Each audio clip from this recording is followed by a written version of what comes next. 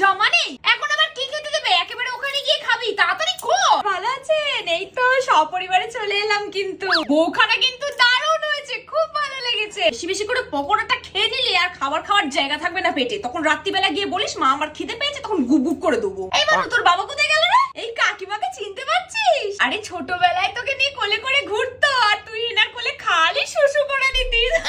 এই বানু, তোর বাবা কোথায় গেল রে? হ্যাঁ, মান্তু অনেক বড় হয়ে গেছে, তো কি সারা জীবন ছোট থাকবে নাকি? যত বড় হচ্ছে তত বদমাইশ হচ্ছে, তো কোনো কথা শোনে না, পড়াশোনাও করে না, সারাদিন মোবাইলটাকে নিয়ে টিপি টিপি টিপি। না না দিদি, এখনো অনেক ছোট, এখন কি বিয়ে দেবো? আরে তোর বাবা কোথায় গেল রে? শিলাটা কিন্তু বেশ ভালো নিয়েছে, বুঝলি?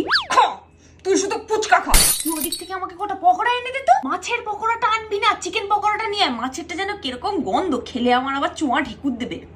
এই চল